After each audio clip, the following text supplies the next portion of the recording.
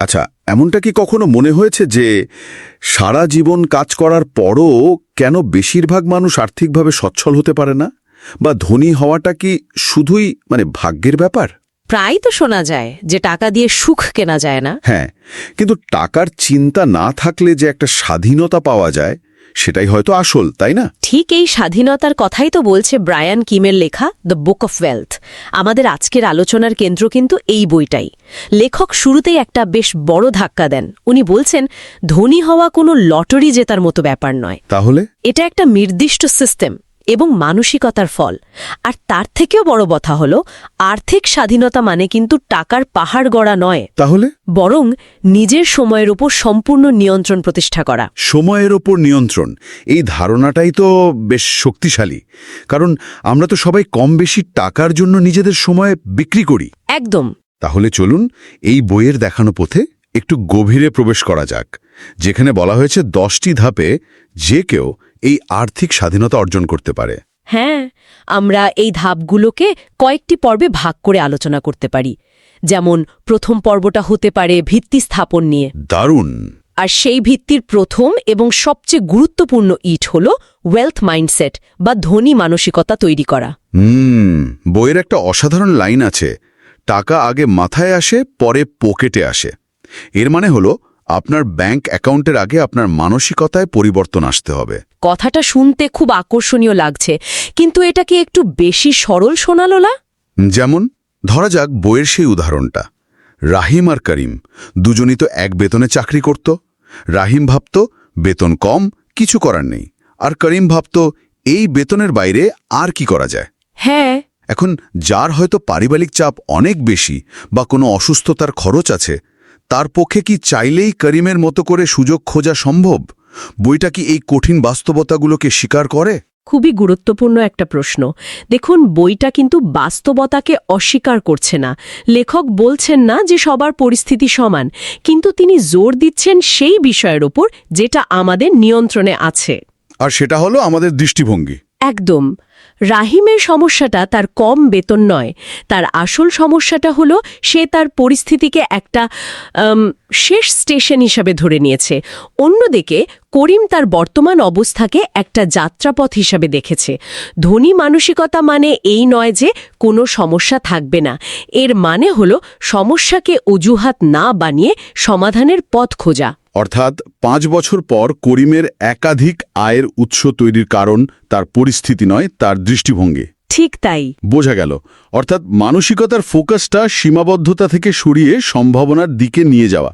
আচ্ছা, মনকে তো প্রস্তুত করা হলো, এর পরের পদক্ষেপটা কি? কারণ শুধু ইতিবাচক চিন্তা দিয়ে তো আর বিল দেওয়া যায় না। একদম ঠিক। চিন্তার পরেই দরকার স্বচ্ছতা। আর এখান থেকেই আসছে দ্বিতীয় ধাপ, ফিনান্সিয়াল অ্যাওয়ারনেস বা নিজের টাকার খবর রাখা। টাকা কোথায় থেকে আসছে আর কোথায় যাচ্ছে তার একটা পরিষ্কার হিসাব রাখা। ঠিক। বইতে বলা হয়েছে, টাকা না লিখলে টাকা হারিয়ে যায়। এই ব্যাপারটা আমি ব্যক্তিগত অভিজ্ঞতা থেকে বলতে পারি। প্রথমবার যখন নিজের সব খরচ 1 মাস ধরে ট্র্যাক করা শুরু করি, আমি তো অবাক হয়ে গিয়েছিলাম। তাই নাকি? হ্যাঁ, দেখেছিলাম কত টাকা এমন সব অনলাইন সাবস্ক্রিপশনে চলে যাচ্ছে যা আমি হয়তো ব্যবহারই করি না। ঠিক। এই কথাই তো বইয়ের সুমির উদাহরণে বলা হয়েছে। সে মাস শেষে বুঝতেই পারত না তার টাকা কোথায় গেল, কিন্তু মাত্র 1 মাস সব খরচ লিখে রাখার পর সে আবিষ্কার করল যে তার আয়ের প্রায় 30% চলে যাচ্ছে এমন সব বাইরের খাবারে, যা তার স্বাস্থ্যের জন্যও ভালো না। বলেন কি? এই তথ্যটা জানার মুহূর্তটাই ছিল তার জন্য একটা টার্নিং পয়েন্ট। এই সচেতনতাই তাকে তার টাকার নিয়ন্ত্রণ ফিরিয়ে দেয়। এটা শুধু বাজেট করা নয়, এটা হলো আপনার আর্থিক স্বাস্থ্যের একটা ডায়াগনোসিস। দারুণ। তাহলে প্রথম পর্বে আমরা মানসিকতা তৈরি করলাম এবং নিজের আর্থিক অবস্থার একটা এক্স-রে রিপোর্ট পেলাম। এবার তো আসল খেলা শুরু, মানে অভ্যাস তৈরির পর্ব। হ্যাঁ, আমার ধারণা এরপরই আসবে সেই চিরচেনা উপদেশ, আয়ের চেয়ে কম খরচ করা। এই কথাটা তো আমরা সবাই জানি, কিন্তু খুব কম লোকই এটা মানতে পারে। লেখক কি এর পেছনের কোনো মনস্তাত্ত্বিক বা সামাজিক চাপের কথা বলেছেন? আপনি একদম সঠিক জায়গায় ধরেছেন। বইটা শুধু কম খরচ করো বলে থেমে যায়নি। লেখক এর গভীরে গিয়ে স্ট্যাটাস বনাম স্ট্র্যাটেজির একটা দারুণ মনস্তাত্ত্বিক লড়াইয়ের কথা বলেছেন। স্ট্যাটাস বনাম স্ট্র্যাটেজি, এটা একটু বুঝিয়ে বলবেন? ধরুন বইয়ের জসিমের উদাহরণটা।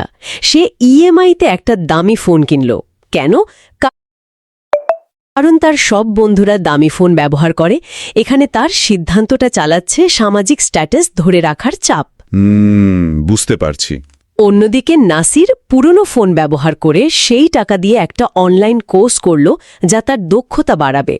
এখানে তার সিদ্ধান্তটা চালাচ্ছে দীর্ঘমেয়াদী স্ট্র্যাটেজি। তার মানে প্রতিটি খরচের পেছনে নিজেকে একটা প্রশ্ন করা, এই খরচটা কি আমার স্ট্যাটাস বাড়াচ্ছে নাকি স্ট্র্যাটেজিকে শক্তিশালী করছে? একদম। এটা হলো তাৎক্ষণিক তৃপ্তি বনাম দীর্ঘমেয়াদী লক্ষ্যের লড়াই। লেখক বলছেন বেশিরভাগ মানুষ এই লড়াইয়ে হেরে যায় কারণ তারা অন্যদের দেখানোর জন্য বাঁচে। কিন্তু সম্পদ তৈরির প্রথম শর্তই হল নিজের লক্ষ্যের জন্য বাঁচা। আচ্ছা, কম খরচ করে তো একটা উদ্বৃত্ত বা সারপ্লাস তৈরি হলো, কিন্তু শুধু এক আয়ের উৎস থেকে বাঁচানো টাকা দিয়ে তো আর খুব বেশি দূর এগোনো কঠিন। ঠিক, আর এটাই স্বাভাবিকভাবে আমাদের পরের ধাপে নিয়ে আসি, যা হলো মাল্টিপল ইনকাম, একাধিক আয়ের উৎস তৈরি করা। হ্যাঁ, বইতে করোনা সময়ের উদাহরণ দিয়ে বোঝানো হয়েছে একটি মাত্র আয়ের উৎসের ওপর নির্ভর করা কতটা ঝুঁকিপূর্ণ। এটা অনেকটা এক পায়ের ওপর ভর দিয়ে দাঁড়ানোর মতো। যে কোনো সময় পড়ে যাওয়ার ভয় থাকে। ঠিক তাই। যাদের চাকরি চলে গিয়েছিল কিন্তু পাশাপাশি ফ্রিল্যান্সিং, অনলাইন শপ বা অন্য কোনো ছোট উৎস ছিল, তারা সেই কঠিন সময়টা অনেক ভালোভাবে সামলে নিতে পেরেছিল। কিন্তু এখানেও একটা বাস্তব প্রশ্ন আছে। একটা চাকরি সামলে আর একটা কাজ শুরু করা তো প্রচণ্ড চাপের। এতে তো বার্নআউট হওয়ার ঝুঁকি থাকে। অবশ্যই। লেখক হুট করে বড় কিছু শুরু করতে বলছেন না। তিনি পরামর্শ দেন আপনার বর্তমান দক্ষতা বা শখকে কাজে লাগিয়ে ছোট করে শুরু করতে। যেমন কেউ যদি ভালো লিখতে পারে তাহলে সপ্তাহে 2-1 ঘন্টা সময় দিয়ে কন্টেন্ট রাইটিং করতে পারে। যদি রান্না করতে ভালোবাসে তবে ছুটির দিনে হোম কিচেন চালাতে পারে। মূল ধারণাটা হলো ধীরে ধীরে ছোট উৎসগুলোই বড় হয়ে ওঠে। বেশ ভালো পয়েন্ট। তাহলে আমাদের হাতে এখন কম খরচের কারণে তৈরি হওয়া উদ্বৃত্ত এবং একাধিক উৎস থেকে আসা অতিরিক্ত আয় দুটোই আছে। এবার এই টাকাটা নিয়ে কি করতে হবে? আমরা সাধারণত কি করি? মাস শেষে যা বাঁচে তা সঞ্চয় করি। কিন্তু আমার মনে হচ্ছে লেখক এই প্রচলিত ধারণাটাকে হয়তো চ্যালেঞ্জ করবেন। আপনি একদম ঠিক ধরেছেন। বইয়ের পঞ্চম এবং অন্যতম শক্তিশালী ধাপটি হল পে ইয়োরসেলফ ফার্স্ট। নিজেকে আগে পারিশ্রমিক দেওয়া? হ্যাঁ, এর মানে হল বেতন বা আয় হাতে পাওয়ার সাথে সাথে খরচের আগে একটা নির্দিষ্ট অংশ, ধরা যাক 10 বা 20% সঞ্চয় বা বিনিয়োগের জন্য সরিয়ে ফেলা। এটা তো একটা আচরণগত কৌশল। একদম। মাস শেষে সঞ্চয় করার চিন্তা করলে প্রায়ই দেখা যায় কিছুই বাঁচে না, কিন্তু আগে সরিয়ে ফেললে আমরা বাকি টাকা দিয়ে মাস চালানোর জন্য নিজেদের মানিয়ে নিই। তার মানে নিজের ভবিষ্যৎকে মাসের বাকি সব খরচের চেয়ে বেশি গুরুত্ব দেওয়া। ঠিক তাই। বইয়ের শফিকের গল্পটা ভাবুন। এই একটা মাত্র অভ্যাসের কারণে বেতন পেয়েই 20% টাকা আলাদা করে রাখা, 10 বছর পর তার একটি শক্তিশালী জরুরি ফান্ড আর একটা ক্রমবর্ধমান বিনিয়োগ পোর্টফোলিও তৈরি হয়ে যায়। অসাধারণ। তাহলে আমরা ভিত্তি স্থাপন আর অভ্যাস তৈরির পর্ব শেষ করলাম। এবার তো টাকা জমানোকে টাকা বাড়ানোর পর্যায়ে নিয়ে যেতে হবে। ঠিক। এখানেই হয়তো বেশিরভাগ মানুষ ভয় পায়। ঋণ আর বিনিয়োগের মতো বিষয়গুলো সামনে আসে। বইয়ের 6 নম্বর ধাপ তো ঋণ নিয়ে। হ্যাঁ, আর লেখক এখানে একটা প্রচলিত ধারণাকে ভাঙছেন। তিনি বলছেন সব ঋণ খারাপ নয়। সব ঋণ খারাপ নয়? না, তিনি ভালো ঋণ এবং খারাপ ঋণের মধ্যে একটা পরিষ্কার পার্থক্য করেছেন। যে ঋণ আপনার জন্য ভবিষ্যতে আয় তৈরি করে সেটা ভালো ঋণ। যেমন টেস্ট গ্যাজেটের জন্য ইএমআই। সহজ কথায়, যে ঋণ আয় বানাতে সাহায্য করে সে আসলে বন্ধুর মতো কাজ করে। কিন্তু যে কোনো ঋণই তো একটা ঝুঁকি। ভালো ঋণও ভুল সিদ্ধান্তে বোঝা হয়ে যেতে পারে। এই ঝুঁকি ব্যবস্থাপনার বিষয়ে বইতে কি কিছু বলা হয়েছে? অবশ্যই। লেখক সতর্ক করেছেন যে ভালো ঋণ নেওয়ার আগে ঠান্ডা মাথায় হিসাব করতে হবে। দেখতে হবে যে সম্পদটা তৈরি হচ্ছে তার থেকে আয় যেন ঋণের সুদের হারের চেয়ে বেশি হয়। অর্থাৎ ধার করা টাকা যেন আপনার হয়ে কাজ করে, আপনার বিরুদ্ধে নয়। ঠিক। এটা একটা ক্যালকুলেটেড রিস্ক, জুয়া খেলা নয়। বোঝা গেল। ঋণকে একটি টুল হিসেবে ব্যবহার করা। আর এরপরে আসছে সবচেয়ে গুরুত্বপূর্ণ ধাপ, 7 নম্বর, ইনভেস্টিং বা বিনিয়োগ। জমানো টাকা ফেলে না রেখে তাকে কাজে লাগানো। কেন? কারণ আমরা যদি টাকা শুধু ব্যাংকে বা ঘরে ফেলে রাখি তাহলে মুদ্রাস্ফীতি বা ইনফ্লেশন নীরবে সেই টাকার ক্রয়ক্ষমতা কমিয়ে দিচ্ছে। মানে আজকের ১০০ টাকার মূল্য ৫ বছর পর ১০০ টাকা থাকবে না? একদমই না। বিনিয়োগই একমাত্র পথ যা মুদ্রাস্ফীতিকে হারিয়ে আপনার সম্পদকে সময়ের সাথে সত্যিকার অর্থে বাড়াতে পারে। বইয়ের উদাহরণে বলা হয়েছে ১০ বছর আগে শেয়ার বাজারে বিনিয়োগ করা ১ লক্ষ টাকা আজ ৫ থেকে ৭ লক্ষ টাকায় পরিণত হতে পারত। কিন্তু শেয়ার বাজার তো অনেকের কাছে জুয়ার আসরের মতো মনে হয়। এই ভয়টা কাটানোর জন্য লেখক কি পরামর্শ দেন? লেখক এখানে জটিল কোনো কৌশলের কথা বলছেন না। তিনি বলছেন শেয়ার বাজারকে জুয়ার আসর না ভেবে দেশের বড় বড় কোম্পানির ব্যবসার অংশীদার হিসেবে ভাবতে।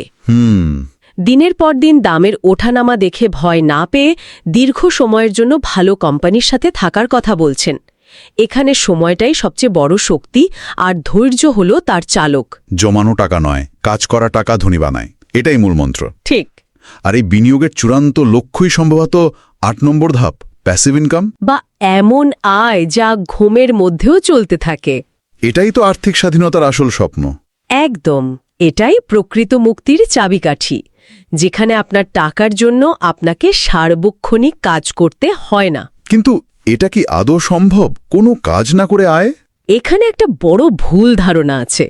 প্যাসিভ ইনকাম মানে কোনো কাজ না করে আয় নয়। এর আসল অর্থ হল একবার কাজ করো, বারবার আয় করো। যেমন একটা বই লেখা বা একটা ইউটিউব ভিডিও তৈরি করার জন্য আপনাকে একবারই কঠিন পরিশ্রম করতে হবে, কিন্তু সেটা থেকে আয় আসতে পারে বছরের পর বছর। অর্থাৎ এর পেছনে একটা বড় অঙ্কের প্রাথমিক পরিশ্রম বা বিনিয়োগ লুকিয়ে থাকে। ঠিক তাই। একটা বাড়ি ভাড়া দেওয়ার জন্য আগে বাড়িটা বানাতে বা কিনতে হয়। লেখক বলছেন অ্যাক্টিভ ইনকাম আমাদের জীবন ধারণ করতে সাহায্য করে এবং আমাদের ক্লান্ত করে, কিন্তু প্যাসিভ ইনকাম আমাদের মুক্তি দেয়। তাহলে আমরা টাকা জমানো, তাকে কাজে লাগানো এবং অবশেষে এমন একটি সিস্টেম তৈরি করা শিখলাম যা আমাদের অনুপস্থিতিতেও আয় তৈরি করে। কিন্তু এই পুরো প্রক্রিয়াটা তো অনেক দীর্ঘ এবং কঠিন। অবশ্যই। এইটাকে চালিয়ে নিয়ে যাওয়ার জন্য কি দরকার? এখানেই হয়তো শেষ দুটি ধাপের গুরুত্ব। হ্যাঁ, শেষ দুটি ধাপ হল আঠার মতো, যা বাকি সব কিছুকে একসাথে ধরে রাখে। ৯ নম্বর ধাপটি হল লং টার্ম ভিশন বা দীর্ঘমেয়াদী পরিকল্পনা। তাৎক্ষণিক লাভের লোভ সামলানো খুব কঠিন। খুবই কঠিন। আজ শেয়ার বাজারে একটু লাভ দেখলেই আমরা তা তুলে নিতে চাই। একটা নতুন ফোন বেরোলেই আমরা সেটা কিনতে চাই। কিন্তু বইটা আমাদের মনে করিয়ে দেয় আজকের ছোট ছোট আর্থিক সিদ্ধান্তগুলোই আমাদের আগামী ১০ বা ২০ বছরের জীবনকে তৈরি করবে। আজকের সিদ্ধান্তই আগামী ১০ বছরের জীবন। লাইনটা বেশ ভাবনার উদ্রেক করে। অবশ্যই। যে ২৫ বছর বয়সে অল্প অল্প করে বিনিয়োগ শুরু করে, সে হয়তো ৪৫ বছর বয়সে এসে এমন একটা জায়গায় পৌঁছাবে যেখানে চাকরি করা বা না করাটা তার ইচ্ছার ওপর নির্ভর করবে, প্রয়োজনের ওপর নয়।